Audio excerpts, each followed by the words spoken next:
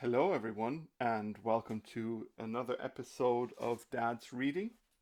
We continue with H.G. Wells' The Time Machine, Chapter 6. It may seem odd to you, but it was 2 days before I could follow up the newfound clue in what was manifestly the proper way. I felt a peculiar shrinking from those pallid bodies. They were just the half-bleached colour of the worms and things one sees preserved in spirit in a zoological museum, and they were filthily cold to the touch. Probably my shrinking was largely due to the sympathetic influence of the Eloi, whose disgust of the Morlocks I now began to appreciate. The next night I did not sleep well. Probably my health was a little disordered. I was oppressed with perplexity and doubt. Once or twice I had a feeling of intense fear for which I could perceive no definite reason. I remember creeping noisily into the great hall where the little people were sleeping in the moonlight. That night Weena was among them, and feeling reassured by their presence. It occurred to me even then that in the course of a few days the moon must pass through its last quarter, and the nights grow dark, when the appearances of these unpleasant creatures from below, these whitened lemurs, this new vermin that had replaced the old, might be more abundant. And on both these days I had the restless feeling of one who shirks an inevitable duty. I felt assured that the time machine was only to be recovered by boldly penetrating those underground mysteries. Yet I could not face the mystery. If only I had had a companion it would have been different, but I was so horribly alone, and even to clamber down into the darkness of the well appalled me. I don't know if you will understand my feeling, but I never felt quite safe at my back. It was with this restlessness, this insecurity, perhaps, that drove me further and further afield in my exploring expeditions. Going to the southwest ward towards the rising country that is now called Coombe Wood, I observed far off, in the direction of 19th century Banstead, a vast green structure different in character from any I had hitherto seen. It was larger than the largest of the palaces or ruins I knew, and the facade had an oriental look, the face of it having the lustre as well as the pale green tint, a kind of bluish green, of a certain type of Chinese porcelain. This difference in aspect suggested a difference in use, and I was minded to push on and explore.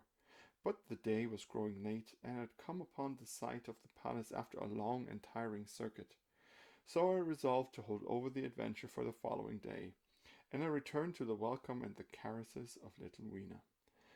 But next morning I perceived clearly enough that my curiosity regarding the palace of green porcelain was a piece of self-deception, to enable me to shirk by another day an experience I dreaded. I resolved I would make the descent without further waste of time, and started out in the early morning towards a well near the ruins of granite and aluminium. Little Weena ran with me. She danced beside me to the well, but when she saw me lean over the mouth and look downward, she seemed strangely disconcerted. "Goodbye, little Weena," I said, kissing her, and then putting her down, I began to feel over the parapet for the climbing hooks.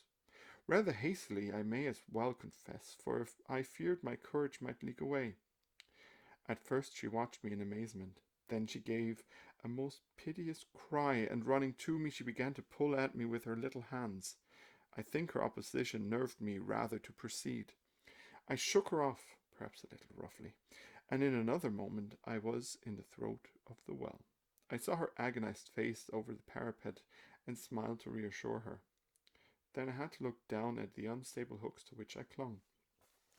I had to clamber down a shaft of perhaps 200 yards.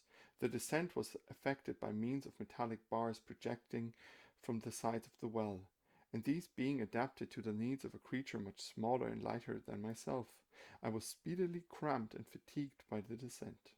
And not only simply fatigued. One of the bars bent suddenly under my weight and almost swung me off into the blackness of beneath. For a moment I hung by one hand, and after that experience I did not dare to rest again. Though my arms and back were presently acutely painful, I went on climbing down the sheer descent with as quick a motion as possible. Glancing upward, I saw the aperture, a small blue disc, in which a star was visible, while little Weena had showed little Weena's head showed as a round black projection. The thudding sound of a machine below grew louder and more oppressive. Everything save that little disc above was profoundly dark, and when I looked up again, Weena had disappeared. I was in an agony of discomfort. I had some thought of trying to go up the shaft again and leave the underworld alone, but even while I turned this over in my mind, I continued to descend. At last, with intense relief, I saw dimly coming up a foot to the right of me a slender loophole in the wall. Swinging myself in, I found it was the aperture of a narrow horizontal tunnel in which I could lie down and rest. It was not too soon. My arms ached, my back was cramped, and I was trembling with the prolonged terror of a fall. Besides this, the unbroken darkness had had a distressing effect upon my eyes. The air was full of the throb and hum of machinery pumping air down the shaft. I do not know how long I lay. I was roused by a soft hand touching my face. Starting up in the darkness, I snatched at my matches, and hastily striking one, I saw three stooping white creatures similar to the one I had seen above ground in the ruin, hastily retreating before the light. Living, as they did, in what appeared to me impenetrable darkness, their eyes were abnormally large and sensitive, just as are the pupils of the abysmal fishes, and they reflected the light in the same way. I have no doubt they could see me in that rayless obscurity, and they did not seem to have any fear of me apart from the light.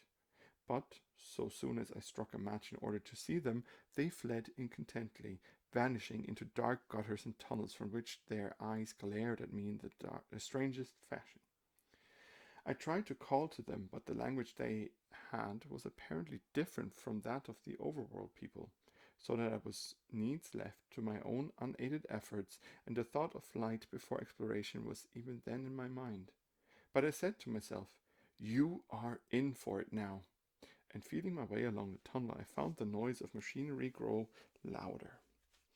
Presently the wall fell away from me, and I came to a large open space, and striking another match, saw that I had entered a vast arched cavern, which stretched into utter darkness beyond the range of my light.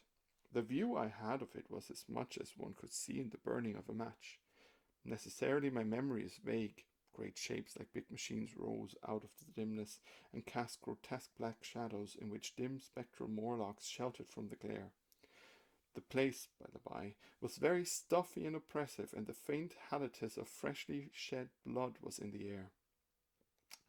Some way down the central vista was a little table of white metal, laid with what seemed a meal. The Morlocks, at any rate, were carnivorous. Even at the time, I remember wondering what large animal could have survived to furnish the red joint I saw. It was all very indistinct.